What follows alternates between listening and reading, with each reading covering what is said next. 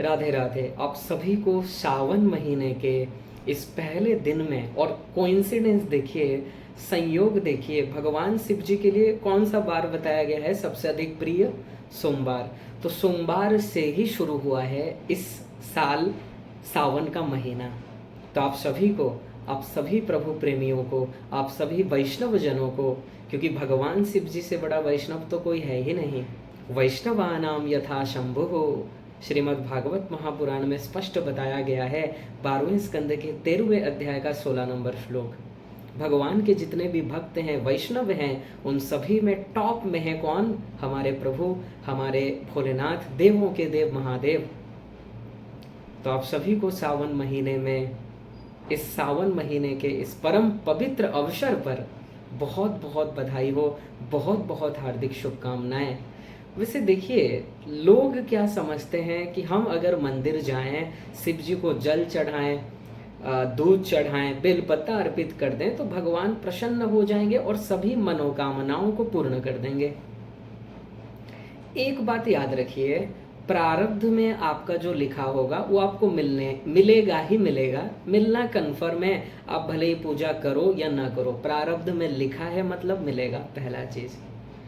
और ओनली जल चढ़ाने से, दूध चढ़ाने से भगवान प्रसन्न नहीं हो जाते हैं।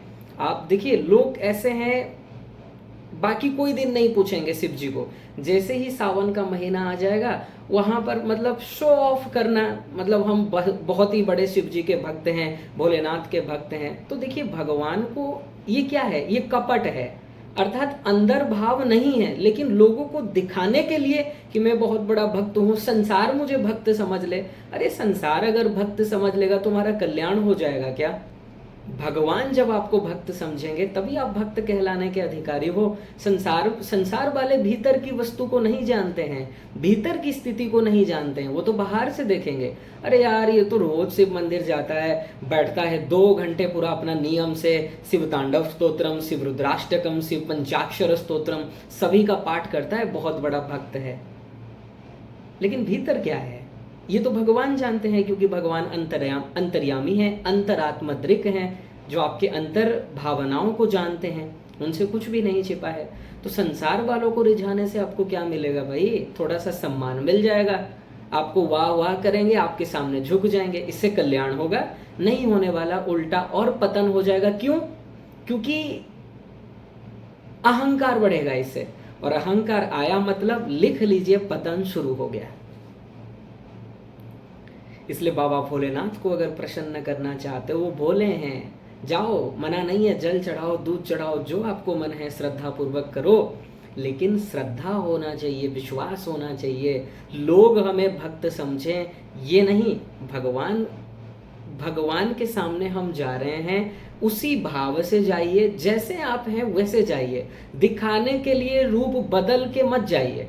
आपका जो है, जैसा भी आपका सोच है, जैसा भी थिंकिंग है, जो हाल है वैसे जाइए भगवान के सामने, सरल बनकर जाइए, तब भगवान स्वीकार कर लेंगे। और अगर कपट क्या होता है? भीतर से भाव नहीं है, लेकिन बाहर से प्रदर्शित करना कि मैं बहुत बड़ा भक्त हूँ, ऐसे जीव भगवान को प्राप्त नहीं कर सकते। और यही होता है सावन में 99.9% जो कभी मंदिर नहीं जाते हैं, कोई लेना देना नहीं है भगवान से, बस किसी से सुन लिया सावन महीने का महात्म्य क्या होता है, तो वहां पर बताया गया है शिव जी को ऐसे ऐसे जल चढ़ाओ, दूध चढ़ाओ, सभी मनोकामनाएं पूरी हो जाएंगी। नहीं होने वाला। प्रारब्ध में जितना लिखा है उतना ही मिलेगा। प्रारब्ध में अगर नहीं है, सर भी पटक लो जाकर मंदिर में, नहीं मिलने वाला। प्रारब्ध से हटकर भगवान आपको कुछ नहीं देंगे, भले ही आप पूजा करो या गाली दो, इससे कोई लेना देना नहीं है। इंपॉर्टेंट चीज है श्रद्धा होना चाहिए। अरे भगवान के पास जाते हो, व्यापारी की तरह मत जाइए। प्रहलाद जी ने ऐसे लोगों को भक्त नहीं कहा है, व्यापारी कहा। न सभृत्य सबई बणे यस्त आशीष आशास्ते 7-10-4 भागवत। जो भगवान की भक्ति करके, भगवान की पूजा करके याचना करे, संसारी वस्तु मांगे, याचना करे भी तो चलो ठीक है भाई, अगर अच्छी वस्तु आप मांगते हो कि भगवान भक्ति दें, भक्तों का संग दिलाएं, हमें अच्छे अच्छे कर्म करने का बुद्धि दें, ये मांग सकते हो। लेकिन वही भगवान के पास जाकर घर मांगना, धन दौलत मांगना, संतान मांगना, ऐश्वर्य वैभव मांगना, प्रतिष्ठा मांगना, ये भक्त का लक्षण नहीं है, ये तो व्यापारी है। भक्त वो होता है जो भगवान से प्रेम करे, और भगवान के यहाँ जाकर संसार को मांगना, ये कहाँ का भक्त है भाई? भगवान के यहाँ जा रहे हो भाई, भगवान से भगवान को मांगो, भगवान का प्रेम मांगो, भगवान की सेवा मांगो। जो भगवान के यहाँ जाकर संसारी वस्तु मांगते हैं, उनका इसका मतलब क्या है? वो भगवान से भी बड़ा समझते हैं संसारी वस्तु को, तभी तो मांग रहे हैं। नहीं तो अगर भगवान की भक्ति आपको मिल जाए, जिस भक्ति के अधीन भगवान हो जाते हैं, तो आप जब आप भगवान को अधीन कर लोगे, ये समस्त संसार तो आपके अधीन अपने आप हो जाएगा। लेकिन उसी भगवान के पास जाकर ये संसार का तुच्छ वस्तु मांगना, जो कुछ क्षण के लिए आपको आनंद देगा और जो अनंत जन्मों में हम और आपको मिल चुका है। अरे देवराज इंद्र वो सुखी नहीं है। इंद्र का पद, जो स्वर्ग के सम्राट हैं, स्वर्ग के राजा हैं, समस्त प्रकार का लग्जरी है वहां पर, वो भी सुखी नहीं है। वो कहते हैं चतुरानन को सुख भारी। चतुरानन अर्थात ब्रह्मा जी सुखी हैं। तो आप ये क्यों समझते हो कि संसार में ये मिल जाए तो सुख मिल जाएगा? नहीं मिलने वाला। रसो वही सह, ये फिलॉसफी को याद रखिए। जब तक आप इस फिलॉसफी को याद नहीं रखोगे, इसे भूल जाओगे, आपका कल्याण नहीं हो सकता। दिन रात जाते रहिए मंदिर, होगा क्या? मंदिर व्यापारी की तरह मत जाइए, भक्ति भाव से जाइए, भगवान को अपना मान कर जाइए। हम अपने प्रभु के दर्शन करने के लिए जा रहे हैं, प्रभु को निहारने जा रहे हैं, प्रभु को लाड लड़ाने जा रहे हैं, इस भाव से जाना चाहिए। और अपने स्वार्थ के लिए, संसारी सामान के लिए मंदिर जाना, something is better than nothing. लेकिन ऐसे जीव नास्तिक हो जाएंगे। क्योंकि देखिए आज आपने कुछ कामना की सपोज, और प्रारब्ध में था, आपको मिल गया, तो क्या होगा? भगवान के ऊपर श्रद्धा बढ़ जाएगा। लेकिन नेक्स्ट आप जब कामना करोगे और वो पूरा नहीं हुआ, तब क्या कहोगे?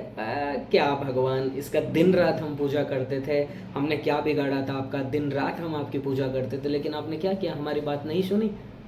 तुरंत उसी क्षण नास्तिक हो जाएगा। इसलिए कामना मत करो। भगवान जिस पर प्रसन्न होते हैं, क्या देते हैं? भक्ति देते हैं।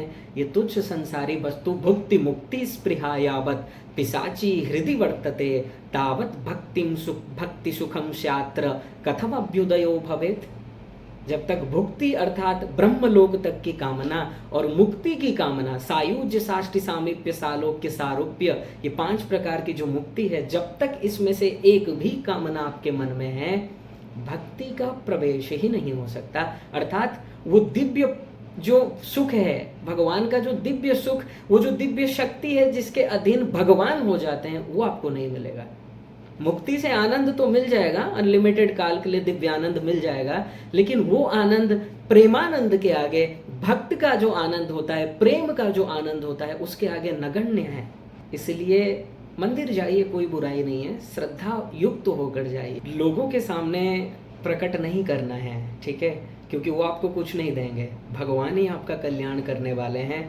भगवान आप पर प्रसन्न हो जाएं, वो आप पर कृपा करें, इस भाव से जाइए, सरल भाव से जाइए। लोगों को दिखाने के लिए कि मैं बहुत बड़ा भक्त हूँ, कोई लाभ नहीं होगा जी। बस अपना टाइम वेस्ट कर रहे हो, कुछ हाथ लगने वाला नहीं है। कुछ क्षण के लिए प्रतिष्ठा मिल जाएगा, मान सम्मान मिल जाएगा, लेकिन इससे होगा क्या? मान सम्मान क्या इंद्र के पास नहीं है? लेकिन वो दुखी है। सुख आपको तभी मिलेगा जब भगवान की कृपा दृष्टि होगी, भगवान आप पर प्रसन्न हो जाएंगे। इसलिए भगवान को प्रसन्न करने में लग जाइए। संसार को क्या प्रसन्न करना है? जब भगवान की कृपा हो जाएगी, जा पर कृपा राम की होई, ता पर कृपा करे सब कोई। भगवान की कृपा जिस पर हो जाएगी, समस्त संसार अपने आप उसके अधीन हो जाएगा। संसारियों से क्या मिलना है जी? आप भगवान के हो।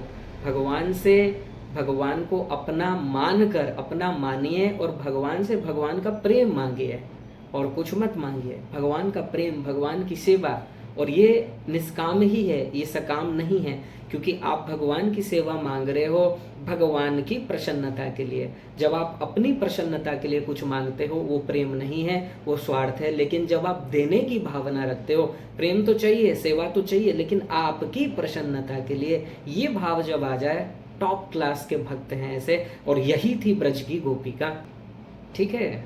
तो एक बार पुनः आप सभी को इस सावन मास के भगवान शिव जी के इस पावन उत्सव के शुभ अवसर पर बहुत बहुत हार्दिक शुभकामनाएं, बहुत बहुत बधाई हो। तो शिव जी प्रसन्न कैसे होंगे?